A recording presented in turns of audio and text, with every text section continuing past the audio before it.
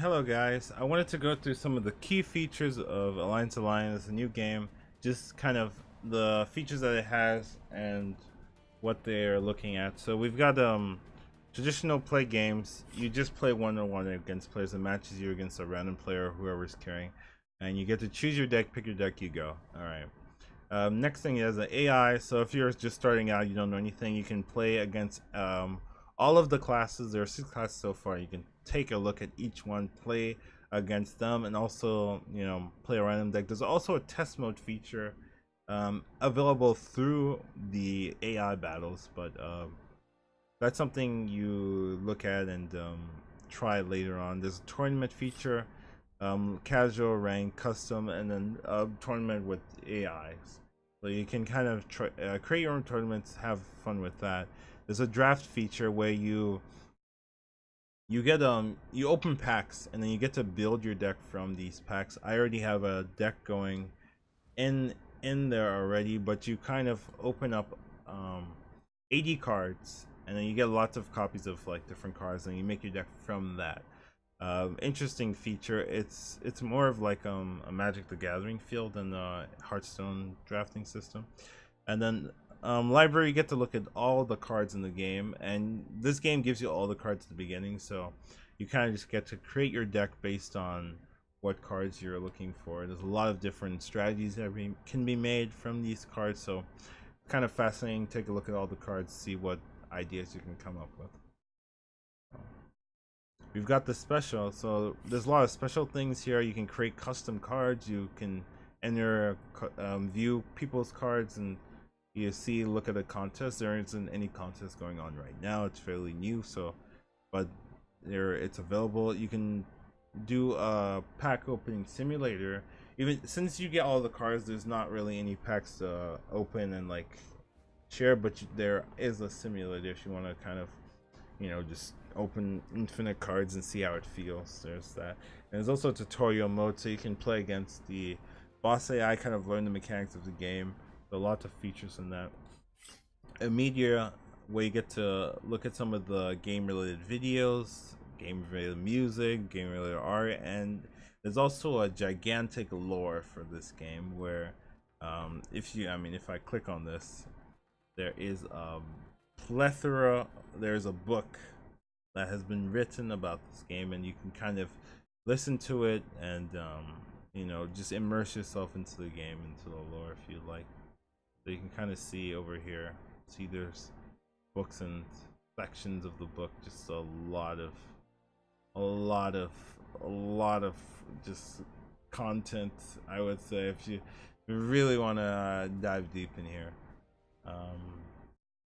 And then also their stats, so you can kind of see the achievements that you have, and then the leaderboards and decks and things like that. So and they have stats for tournament, stats for play mode, draft, and then just overall, and kind of see what you are enjoying.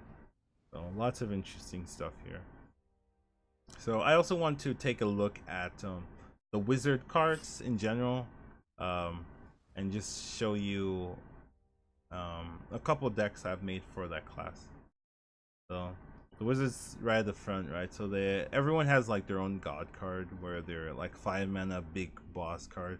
This card adds 20 health, doesn't stack, but it's a very useful regaining life tool. Like hers is lower all enemy minions attack to 1, so everyone has a powerful 5 cost creature. And then there's also a really powerful 4 cost like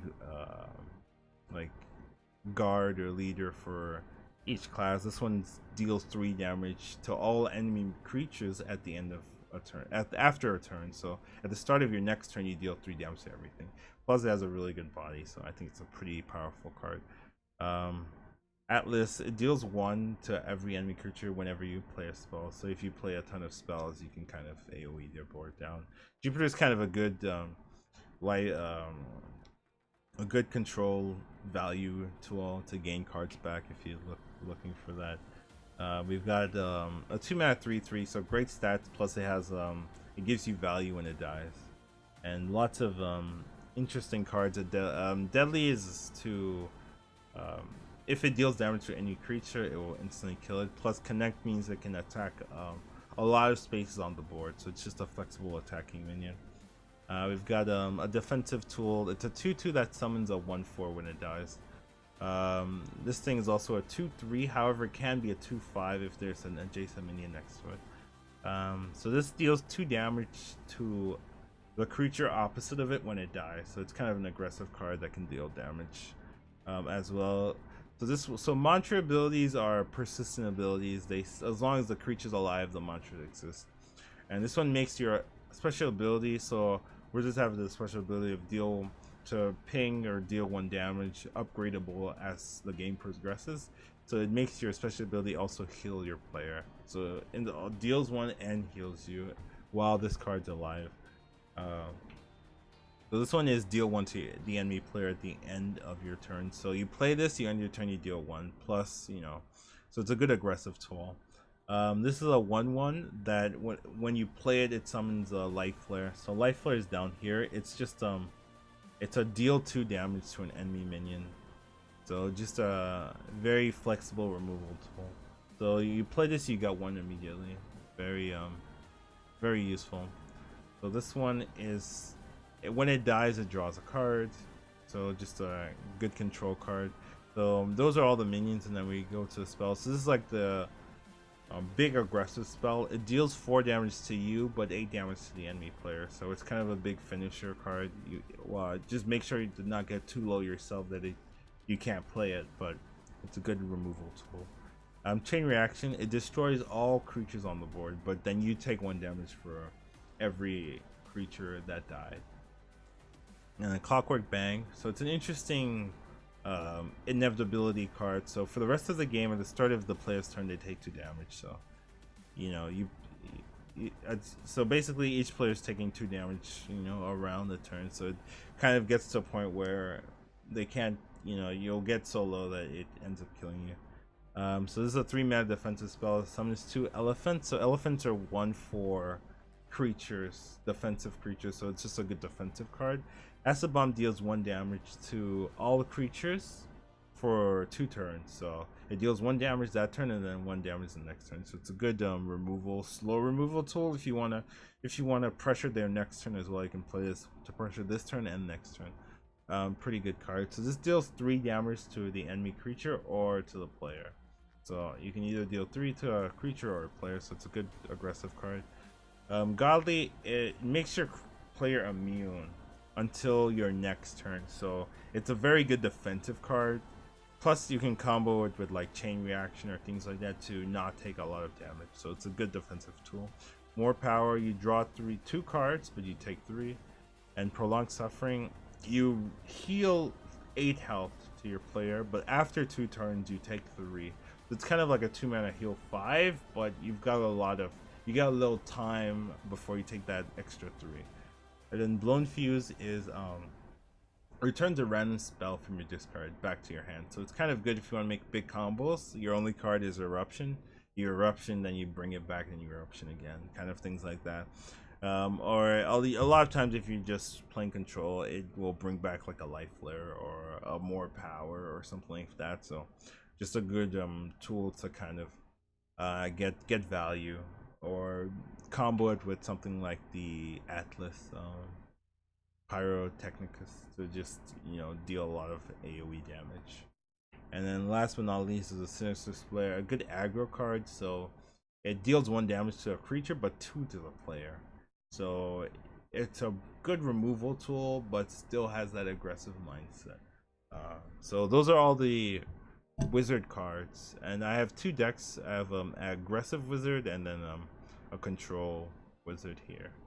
So you can kind of take a look at the control wizard deck. Lots of tempo cards and 2 Jupiters and cards that give me more cards and cards to give me cards back from the graveyard. So you can kind of get a feel for, there's a lot of recurring value with cards with that deck. And then there's an aggressive wizard where it's you can kind of, the mana costs are kind of similar. You can see there's 1/5, even though it's not the god, it's the finisher 5. but and then there's a lot decent amount of 4s, decent amount of 3s, 2s. There's a lot more 1s here, but the cards are in aggressive curve, aggressive nature, so you can kind of push and finish them off. So you can kind of see how the deck building works. There's lots of different strategies to do with every class, and it's just an interesting game. Check it out if you can. Links down below, and yeah, have a nice day and take care of yourselves. Yeah.